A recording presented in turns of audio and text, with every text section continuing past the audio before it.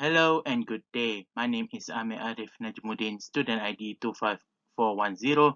Would like to propose for new migration techniques, namely Q-compensated reverse time migration, a solution for incoherent seismic reflection for the case study of block PM311 in Malay Basin.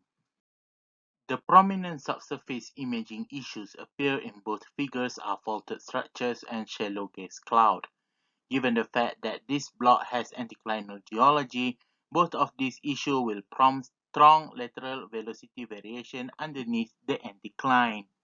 Why is that Q-RTM is suggested for this is first, Q-RTM improve image resolution. To produce the Q-RTM image that has the physical correct reflection coefficient, the receiver source ratio imaging condition or the source normalized cross correlation imaging condition has been used. The source wave field will be attenuated rather than compensated. The resulting image from the attenuated source wave field and the compensated receiver wave field will be quantitatively interpreted as the reflection coefficient. Second, QRTM is better at imaging reservoir interval. Attenuation is more sensitive to gas accumulation than velocity. The time-lapse changes could be detected from the amplitude changes between true amplitude time-lapse migrated images. Similarly, the algorithm minimizes the time-lapse image differences between the baseline image and the attenuated compensated monitoring image for seeking an optimal Q difference model that is caused by true reservoir changes. We're moving on to the Q-RTM algorithm. Number 1.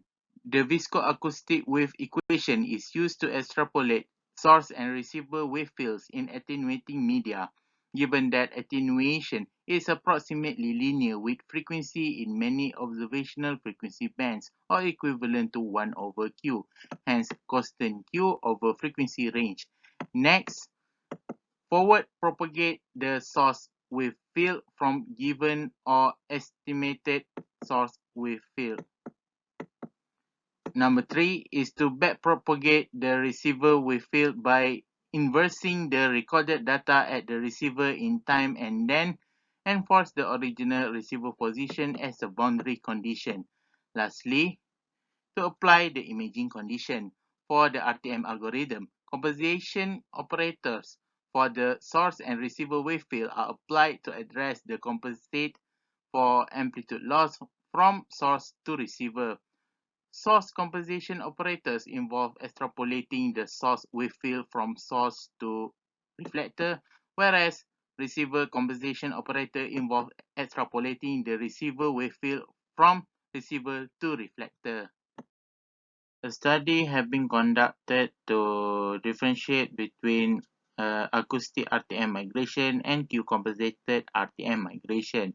In acoustic RTM migration, the anticline structure below the high attenuated gas chimney is clearly seen, whereas in Q-compensated RTM migration, the top of anticline below the gas chimney zone appears to be better illuminated.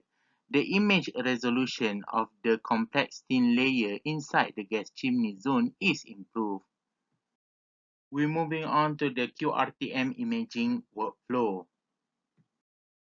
Raw 3D seismic data from marine acquisition is first undergo trace editing and muting to eliminate coherent noises and to suppress random noises. Next stage is to pre-process the seismic data. Spherical divergence is done to increase the amplitude loss due to decaying energy with downward propagation. This signature is done to remove the source signature from seismic trace. Q-compensation is done to regain the lost amplitude due to absorption or diffraction.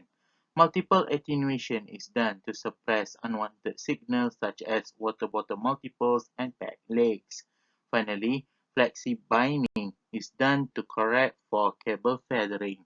Next, this seismic data is ready for CMP gathering. Applying Q-RTM algorithm, the seismic data will first undergo forward propagating extrapolation of source signal with time, whereas receiver signal will undergo backpropagating extrapolation in time. The result for cross-correlation between source and receiver extrapolations will be used as migration product for further imaging process, whereas the source attenuation and receiver compensation data will be stored for later usage, such as the generation of reflection coefficient or coherency cube. Next step is to conduct for velocity analysis. Using a Fock-constrained velocity model block, the product from reversal time migration will undergo quality control. If the image gathered appears to be false, for example, incorrect position of fault plane, therefore the velocity model engine will take notice on travel time differences and update the initial velocity model. The new time travel information is then fed back into migration algorithm for another iteration. Once the image gather condition is satisfied, the migration product will be stacked and prompts as final product of the seismic volume. So here is the reference for Q-compensated reversal time migration. We have arrived to the final slide with that. Thank you.